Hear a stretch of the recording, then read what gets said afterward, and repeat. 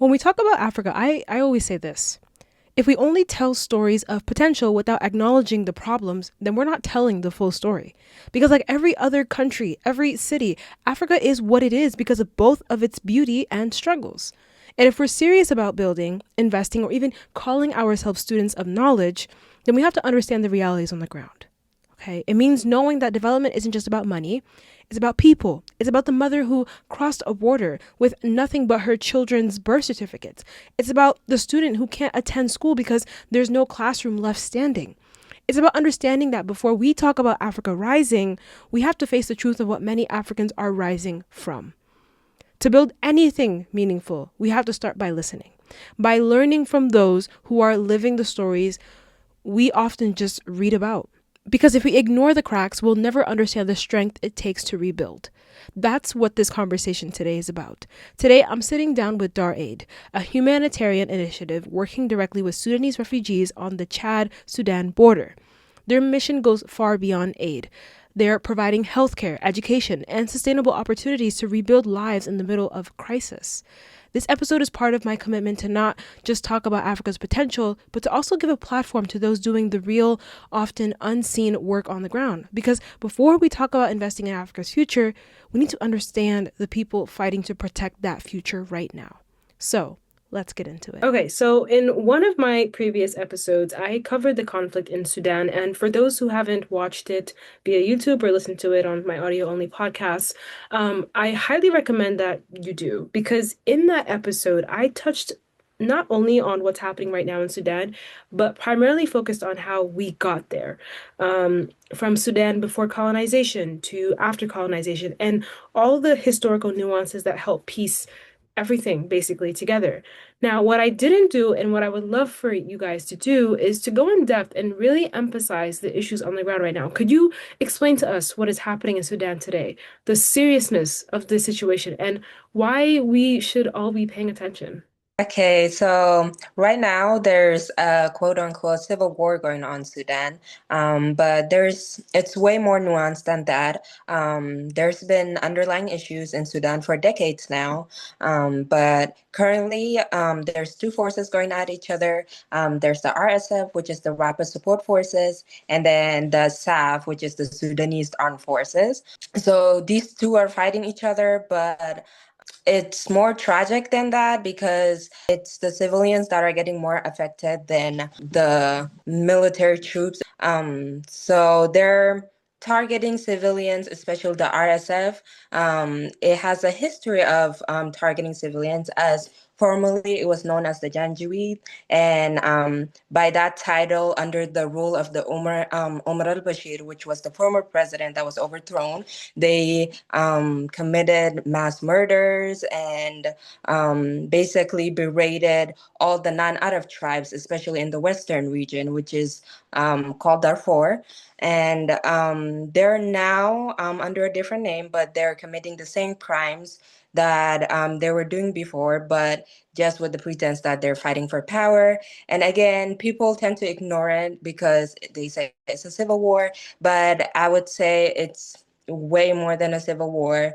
If you look online at what is happening, they are killing people in masses. They are targeting especially the non-Arab tribes, and they are just committing war crimes. And the world has been kind of silent about it because it is nuanced. It's very hard to get, but right now it's picking up some traction in social media, which I'm glad people are understanding getting to see what has been happening to the people and voicing out about it. And hopefully, with this traction, something can be done and people can help us, help the nonprofits, help Sudanese voices be heard, and help Sudanese citizens get justice and have a peaceful country where they can thrive again because they haven't had power or peace for decades now. Yeah, like she said, RSF and the SAF are the two forces that are fighting against each other. As she mentioned, the RSF is the Janjaweed, formerly under the dictatorship. I wouldn't even say president, because he was just targeting its own civilians and things like that. But now, like the Janjaweed is known as the RSF, which is the Rapid Support Forces, and their leader Hemeti, which means protector, he was one of the leaders that was carrying out the genocide in Darfur. But now he is just rebranded as the new leader on the RSF side, which kind of doesn't make sense. You would think he would be, fighting just for power itself, but he's killing the civilians of Darfur under the pretense of just power. But then he's including other forces like the UAE as well as like Russia. They are funding them with weapons, and what the RSF is doing is they are giving them resources. Let's say gold and specifically, because if you look at the UAE, they're known for their gold, and you don't know where their gold is coming from. And now gold. That gold is coming specifically from the regions of like Darfur as well as the Nuba Mountains, Kordofan, and the Blue Nile, which is very tragic because in these areas, these are where like the native tribes of like Sudan live in, and these are the people that are getting targeted for just being who they are. They are Sudanese, although like they're of a African descent, but they're targeting them specifically for just being themselves, and that's the big issue here. Yeah, thank you so much for elaborating on that a little bit more. It's really unfortunate that the people are having to deal with the consequences of all of this and all because of resources. Like, and it's eye-opening to see how I was having a conversation, I think, with my father about this, how so many great nations or nations that we just see today that are so cool and they're like big and they have like all these skyscrapers, like when you really ask yourself like where they get these things from, like you will not you won't believe your eyes, you won't believe your ears, you won't believe what you're reading, seeing, hearing, like, and it's crazy to think that like for years and years and years and years, like our continent has suffered so much from the hands of people who just simply want resources, and it's coming at the cost of their lives, and now it's creating like more conflict. Um, but since we've gone over essentially what's happening right now, can you talk about your organization, DarAid? How did it first start? What inspired it, and how has it grown since then? DarAid Corp started out just like a small idea. It was just it started as something that could be targeted for women, like specifically for menstrual hygiene and things like that. But then it turned into something big. I remember I was talking to my sisters. I kept talking about this since like let's say I think senior year or freshman year of college. I kept telling them, and they told me, "Hey, if you don't start, like please stop talking about it and stuff like that." And after that, like I started like coming up with like ideas on how I want to go about things. I brought this idea to Arafa as well as Kubra here, and then eventually I met Halima, like I think my junior year of college. And then I reached out to her. I was like, hey, like I know you're in healthcare, would you like to hop on this idea and like just do things for our families back home and things like that. We're all from the Darfur region, and we have been displaced in the refugee camps. And like with the resources that we have here, any dollar that like we could get from like just donations as well as just our own pockets could make a difference. We know that because we lived in those camps, and like we were, how do I call it, we felt like we were in their shoes, like we were one of the those people. And it's just like for let's say for us to go back and give back to our own communities and things like that, I think it would make a bigger impact since like we know those people. Those are, like I said, our families and friends. That's how it started. And like our actually this is kind of like in our kind of like in our anniversary. The what's it called, the idea went into fruition in October, and we registered our nonprofit in January. So like that's how everything kind of like took off. But then I will let our other members here get into like a little bit into detail on how like they got involved in things like that. Sadia, my sister, reached out to me sometime last year and spoke about this idea that she's already been wanting to start. And so I was like, I'll just go in and help you. And then I wasn't really thinking about like staying long term, but then once I started helping out with all of the social media aspects and then learning about like how we can market ourselves to stakeholders, I really like grew up passionate about it. So recently we just did a business pitch in at Clarkson University where we go. And then we won $300, which is not a lot, but people believed in us and we got People's Choice Award. So gaining people's trust and then also like making like an appearance really helped grow our support in the organization. And then other milestones like going to the Kudisi conference and talking to communities outside of New York really helped and opened eyes. And just, you know, doing little things like showing our faces in different communities really like helped our organization grow to what it is right now. That's amazing, and what a wonderful story. You have a really good sister for pushing you to, do something like that. And I have a question, and it's a little off script. So, from what I understand, were you all born and raised in Sudan? So the thing is, like we were born right at when all of this, all like, the genocide in Darfur actually started. It's very personal, but like for me, I was just like, so the war in the Darfur started like way like in the late 90s and stuff like that. But the thing is, like I was born in 2003, so I was like 2 years old, kind of like almost two. And then my sister, like my mom was with Kabora. My mom was actually pregnant with her, and like she had her during the genocide actually, and my mom had to carry her in her hands while we were like fleeing to flee to like cross borders to Chad and things like that. And I believe this is the same case for Halima as well as Arafa, because we're all around the same age, so we were like born in the conflict, and so we felt the like how do I call it, the full effect of everything that had occurred and things like that. Oh, wow. I did not know that. I'm gonna Like chime I in. asked. Go ahead, go ahead. Yeah, for sure.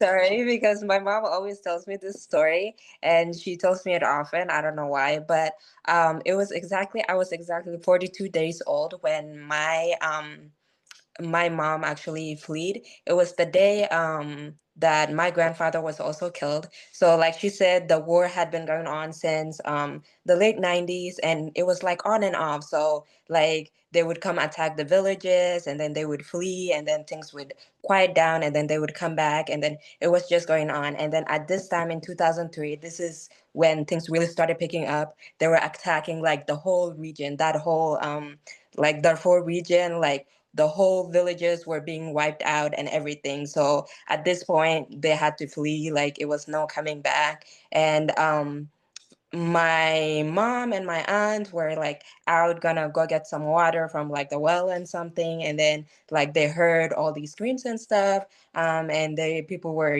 running and telling them that, oh, the Janjaweed are here or the Arab are here and like they're killing people. So they rushed back to the village, and then there they found my grandfather shot and he was on the tree like bleeding and stuff. And then they couldn't even stop to like help him. Like they moved him from like the tree to like some area, and then they had to like help others like the kids and stuff. They had to make sure and get them like to a safer place, and it was just like super hectic. And eventually they had to leave my grandfather.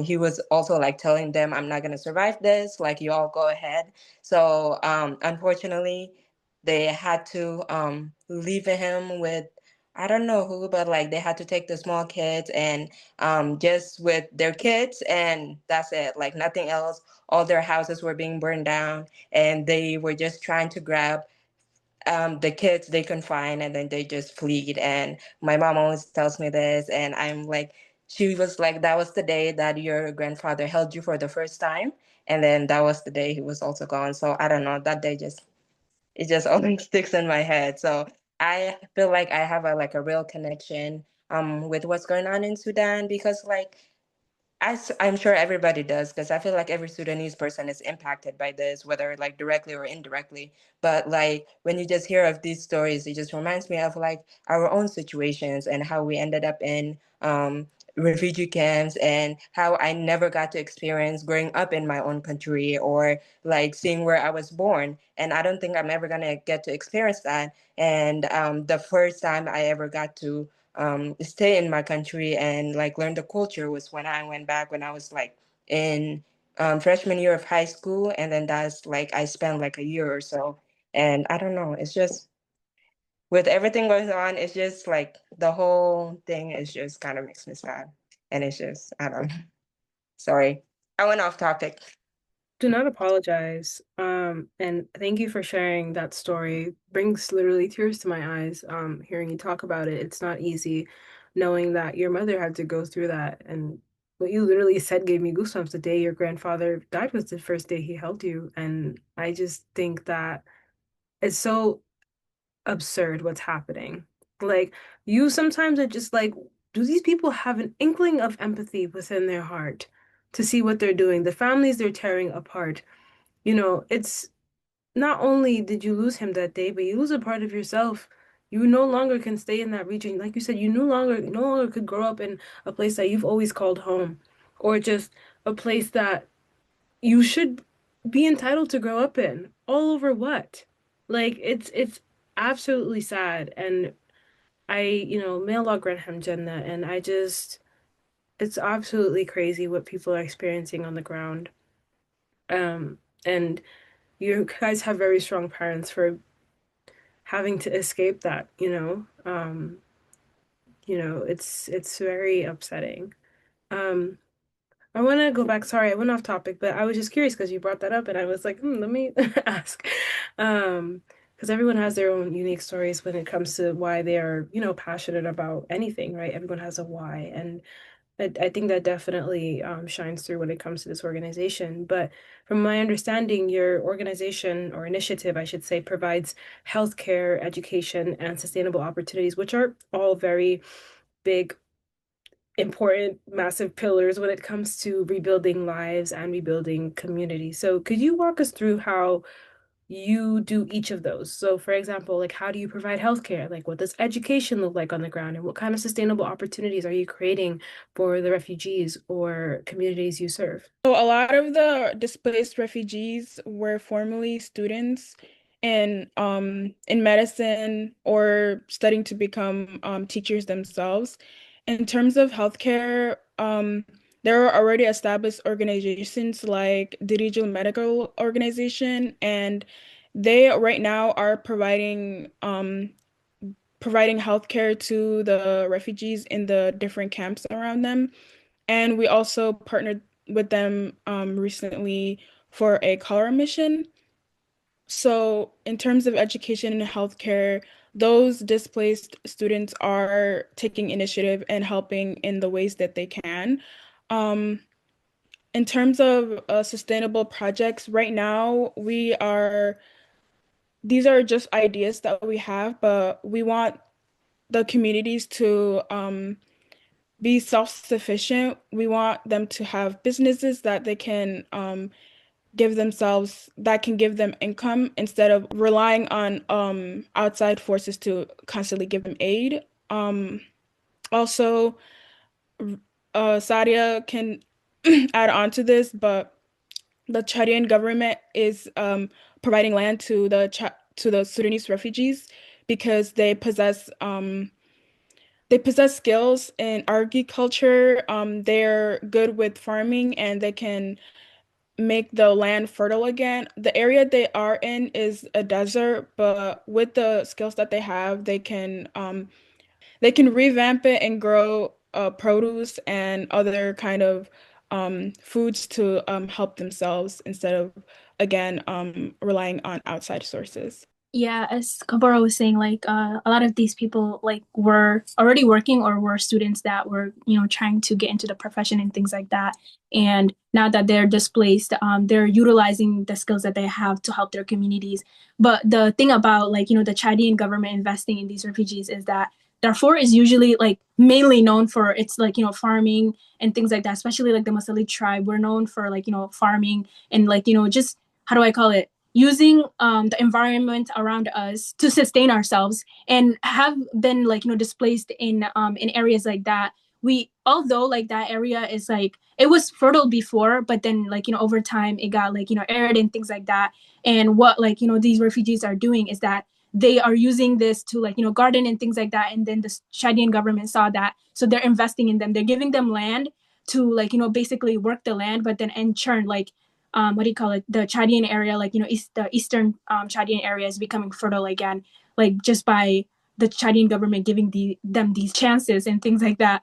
Um, the other thing is, you said, what kind of sustainable opportunities are you creating for? So the other thing is that when we like say that we're gonna give them aid, it's not just aid. We're not just giving them things. We are like, let's say our recent cholera mission, which we didn't just give them the soap, chlorine, and oral rehydration salts.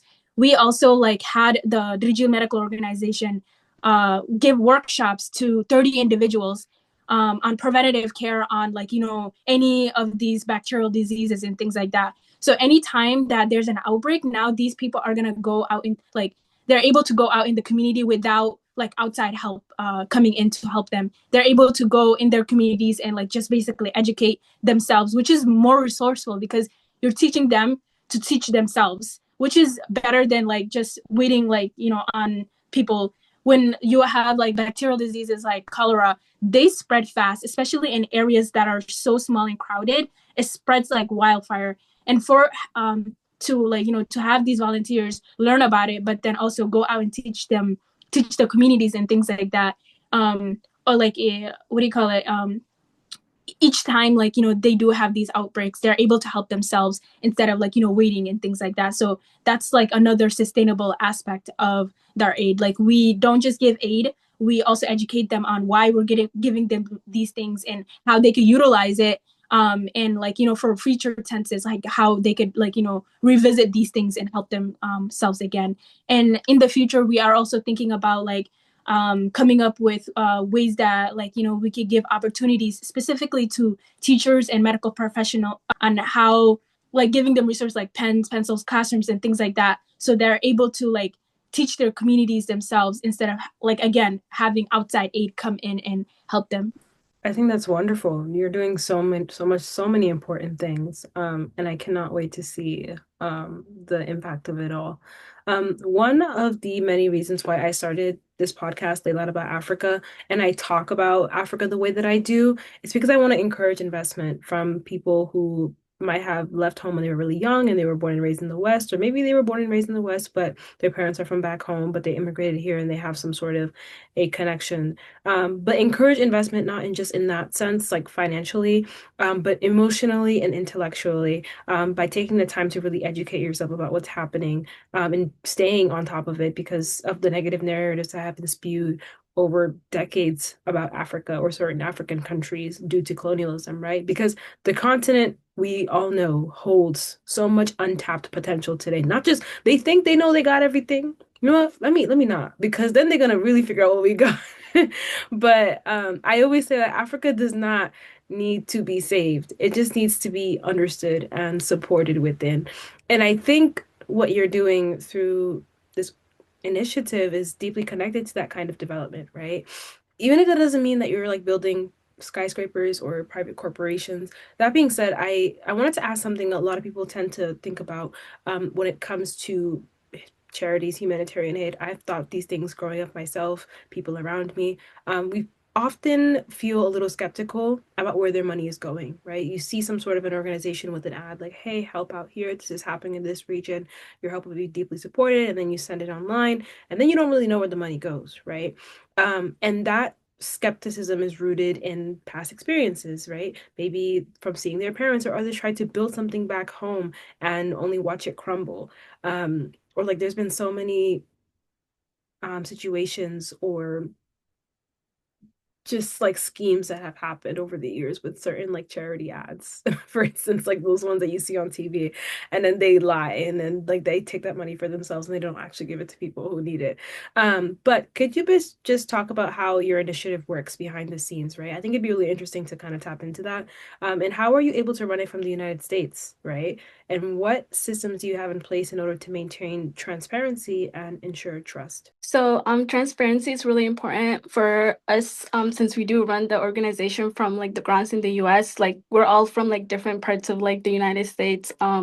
So when it comes to like partnerships and stuff like that, we try to pick an organization that is well known, they could be trusted, and we know, like, we'll first start out with the budget in a way, and then we'll ask them to like go to the store, or like whatever the case, like whatever mission we're running, all of the items listed out, give us a price range and like lay out everything, basically receipts of everything that we're gonna do, and then we will come back and have a meeting and then go through everything and see if like what's going on with our budget. And then once we like, I guess, agree on it and like I guess a stamp of approval from everyone, then we'll go ahead and move on to the next step, and then we'll reach out. And then documentation is really important also, so like we try to like do contracts, and then we try to like have documents for all, like everything that we do, so nothing is lost, because we have seen it like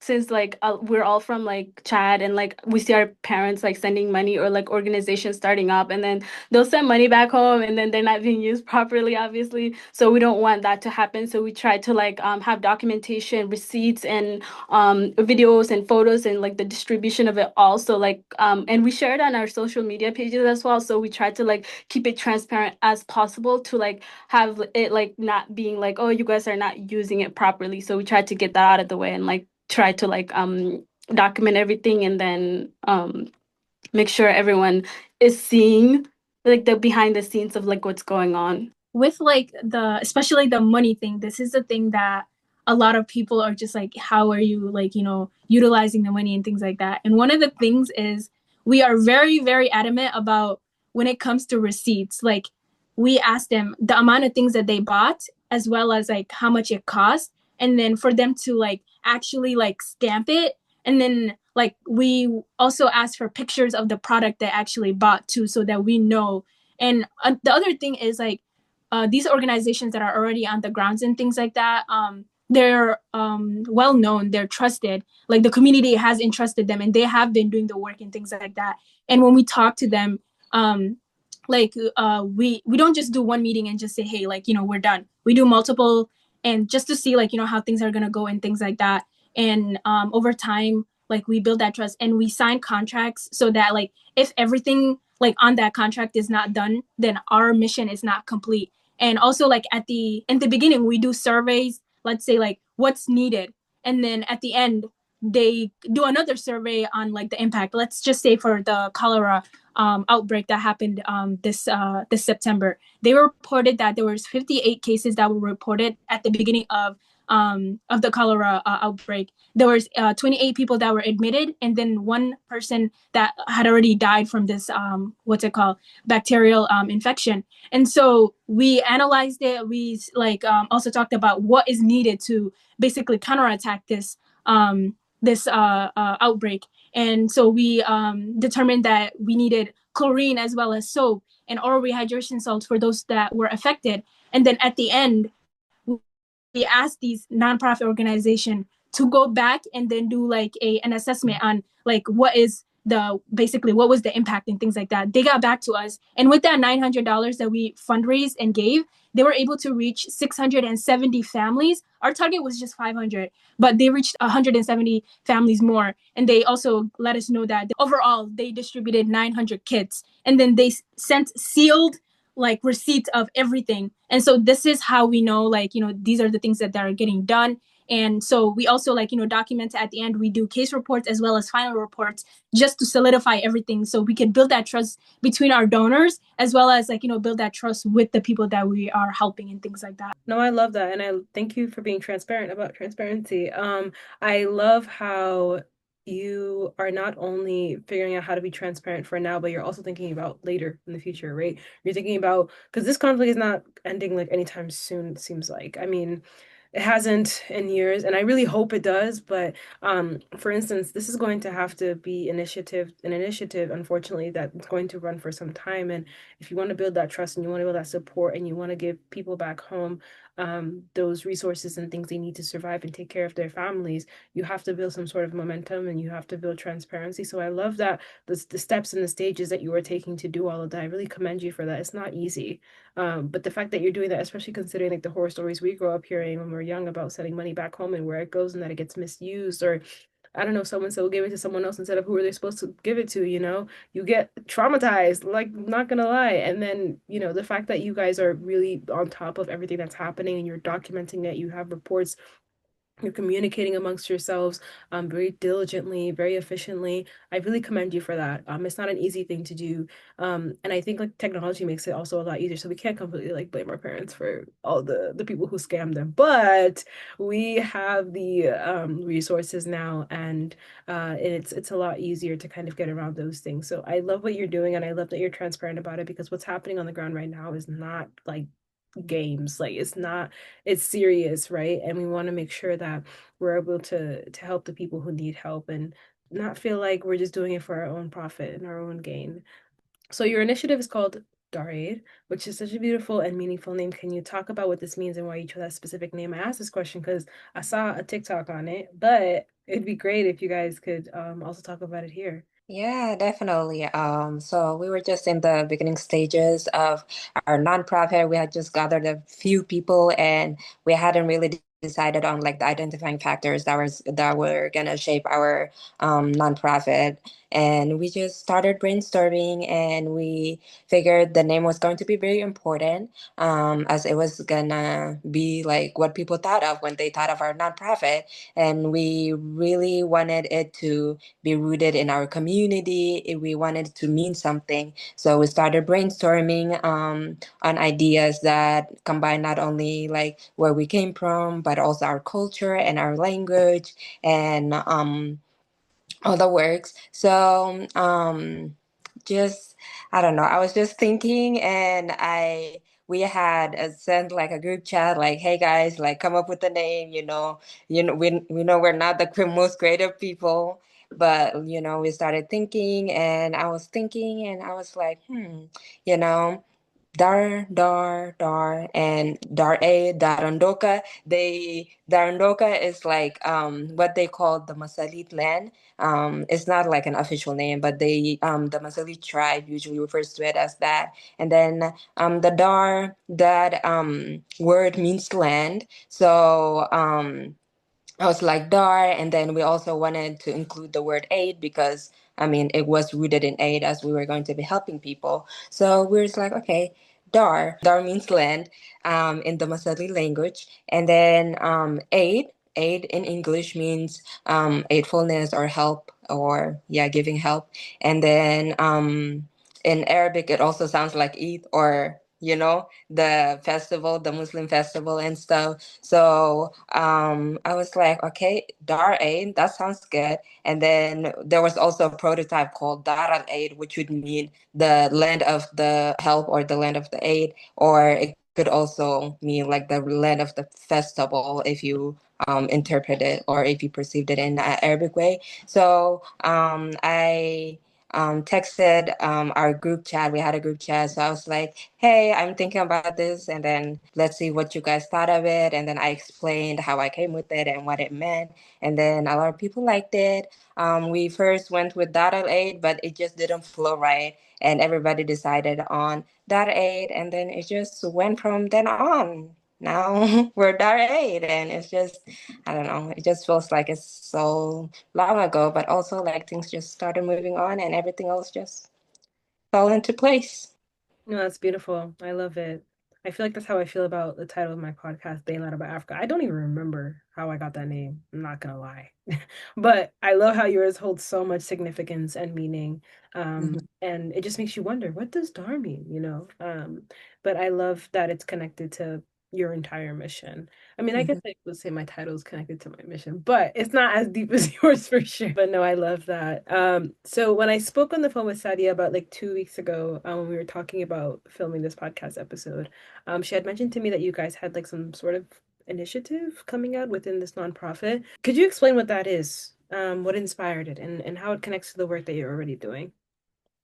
Okay, so our next initiative or mission is rooted in nutrition, and we want to focus mainly on maternal as well as child health, specifically to breastfeeding or pregnant women. The reason why we want to target this first is because, like, if you think about it, like the development of the child as well as just the overall well-being of the mother is mainly rooted in nutrition.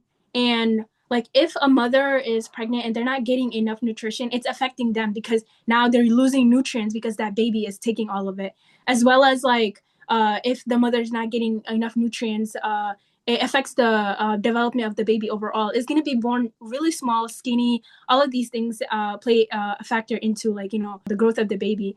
And then even when they're born, they're going to have issues when it comes to just, like, meeting the normal milestones of a regular healthy baby and things like that. And the other thing about breastfeeding mothers is that when they're, like, with everything going on right now, they're very stressed. They're not even sometimes producing enough milk. I remember when my mom, when she first had my sister, when we were, like, fleeing Sudan and things like that, she was so stressed. She was not producing milk at all. And so my little sister, obviously, like, she was deprived of this kind of nutrition. And so we wanted to target that just so that, like, these mothers as well as babies are getting enough nutrition to help their development, like either, like, for the mother itself or, the child too. And another thing is that, like, when a child does not meet the required milestones, they're going to have issues when it comes to their education. And, these are children that we're seeing, like, obviously in our lifetime right now, like, we are deprived of all of these things, but we want to give back, just so that, like, even if we're not alive to experience these things, like, we want these children to grow up knowing that, like, there are people that, cared about them, as well as, just for their overall being, as well as their development and things like that. And so this is why we are focusing on maternal as well as child health first. Is going to take place in December. And so we're just going to be giving them, like, these are small things, but it's going to go a long way.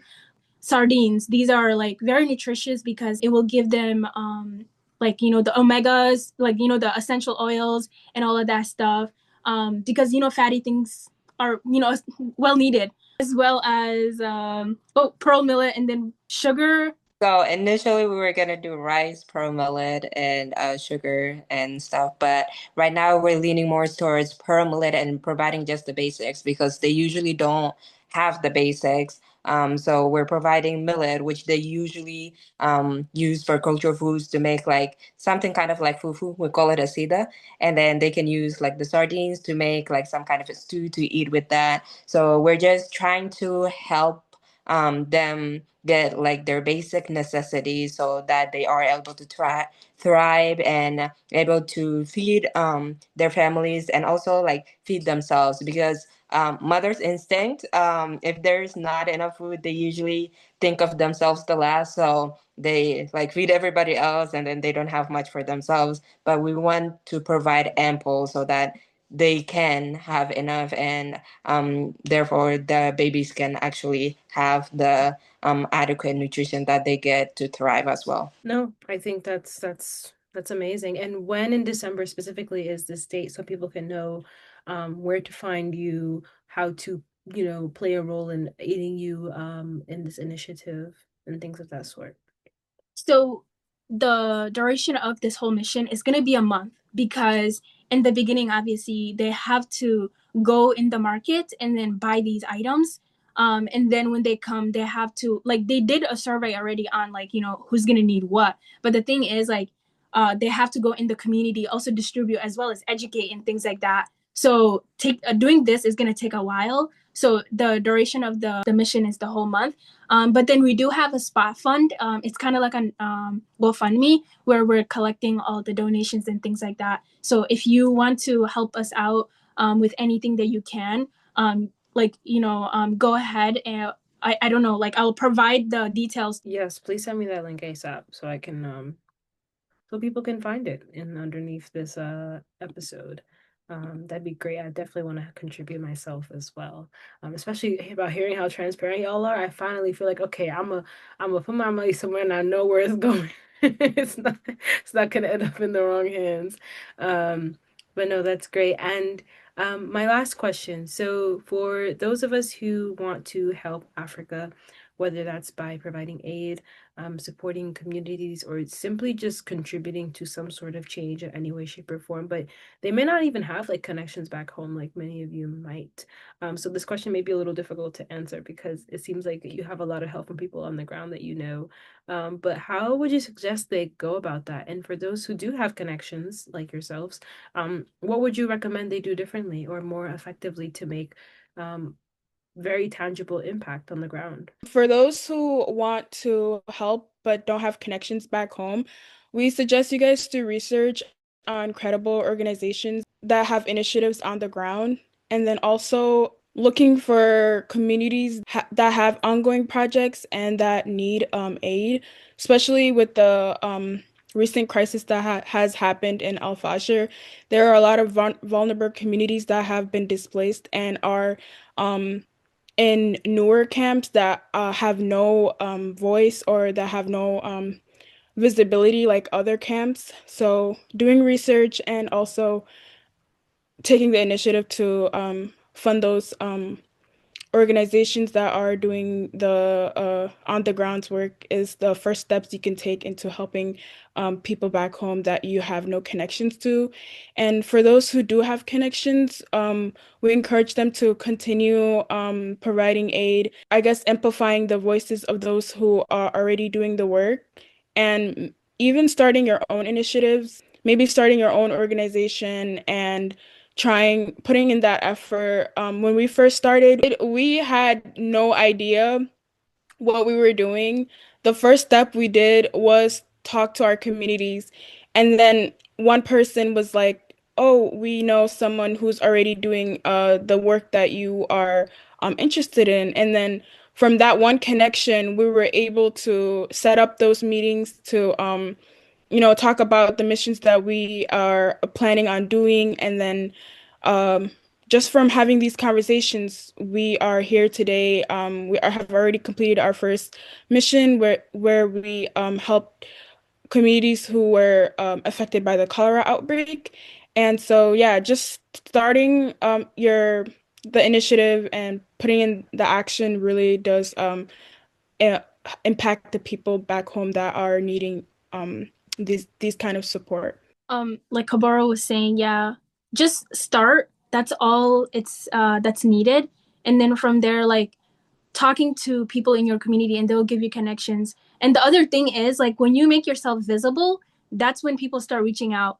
For like the specific cholera mission, we were not planning on doing this. This was like something that was an emergency thing. Like we posted videos and like pictures and stuff like that all over our social media saying this is what we want to do. Like these were ideas that we were just making videos of. And then the Rijil Medical Organization reached out to us on Facebook, which was like, because people are online these days. It's not like back in the days where you have to like talk through the phone or see, getting information from other people and stuff like that. They saw us online and then they were like, hey, like we want to do some stuff that you guys are thinking about. We will give you this opportunity if you want to like utilize it and piggyback up with this. And we were like, sure. And this is how we started. So I would suggest just starting something if you don't know where to start. And then if you have already started, just make yourself visible. And when people see you, that's when your things are going to start taking off and things like that. And don't be afraid to start, honestly, because the thing is the more you do something, that's when you actually understand what you're doing and things like that. And so it just like in school, if you're not like if you learn something in classroom and if you're not applying it, then obviously you're not going to get anything out of it. So if you have an idea, do more research, just add to your ideas and things like that. And over time, like your idea is just going to grow like bigger and bigger and bigger and things like that. Like if you look at, let's say for example, like big corporations nowadays, these things all started as an idea, and then these ideas like people added onto these ideas, and that's how they got bigger. And so even if it's like with a business that's going to be for profit or nonprofit, just start and things will just come to you. I feel like this really like relates to what you are doing. I feel like it relates to what you're doing right now. Like we saw that you were putting in the work and you started talking about um all the different all the current topics are around Africa and what they're going through. And we were the first, or were we your first people to reach out to you? Wait, let me think. Let me think. I think you guys were, but I don't think anyone else did. If anything, I reached out to other people. Yeah, so like just starting and things will come to you if you just start. But like, especially, I agree with everything Cobra and Sadia said. But also, if you are very interested in philanthropy and stuff, I would start with the community itself. I know me, for example, like I always was interested in philanthropy, wanted to help my people, but I just like never really asked around. And I was actually surprised, but I just learned that my dad also was like involved in like nonprofit stuff and work with the IRC in Georgia and blah blah. So if you don't ask, you will never know. So just ask around. There might be already missions that people are carrying out, and even there aren't. If there aren't, you can still learn from them, learn from their mistakes, learn from their achievements, and then whether you want to start your own mission or you want to start your own initiative or you want to just help initiatives people already started, you can learn a lot and gain a lot from just like talking to your community and then gaining that support because community support is everything. At the end of the day, you can start something, but if you don't have that support, then you won't be able to, build upon it and stuff. But don't be afraid to start. If you do, it will most likely like the chances are you're gonna succeed. So Um, we like this is like in its like early stages, but we want to do something around like an ambassador program. Right now we have a global ambassador who's like working with the team that we have in Chad, but we would want like multiple ambassadors in different regions around the world that can like hold hold like community events and constantly educate people about what's happening in Sudan. And that way people know what's going on, what kind of missions that we're working on, and how they can help without like putting in money or anything like that. Like speaking about the mission about DarAid, it really does amplify our voice and it does like help more than you think. I just want people to remember, like, Africa does not need to be saved at all. We just need to be understood and respected and like supported from within. So, if you want to like pick up a book, maybe you could learn a lot from like reading or like surrounding yourself around like different people from like different parts of Africa or something. You could learn a lot. So it's important to like put yourself out there, get to know people, and educate yourself. You could take away a lot. No, I completely agree. It's literally insane what you can do with social media nowadays. So I just putting one video, you could put one video about anything and it gets like 30 views. As long as the right person sees it, like you're good, you know? So I'm really glad that you guys were able, you had opportunities that were opened up for you because of social media, and things of that sort. And yeah, I agree with you. I think people should just kind of start as well. Like start anywhere, anything, look at what's happening on the ground. That was really good advice as well. But even with things that are happening on the ground, be very skeptical as well. Or look at things that have failed. I think that's like a really cool thing to do. Ask yourself why they don't work anymore so you can avoid making the same mistakes so that what you're doing is more sustainable than the last, you know? That's something we see back home a lot. Things start, but then they fall. They start and they fall, they start and they fall. But people need consistency and they need something that's going to be there for a while and that they can rely on. But I love what you guys are doing, and I thank you for also giving that advice. And I thank you so much for coming on my podcast and talking about what's happening in Sudan, about your organization, the amazing things that you guys are doing and are about to do. And I cannot wait to see all what's going to come out of this. And for anyone watching or listening, please be sure to check out DarAid. I'm going to link everything you need to see what they're doing, how they're doing it, their social media pages, as well as their links if you want to participate in their upcoming humanitarian mission. So be sure to check them out. And thank you for tuning in for another episode of Daylight About Africa.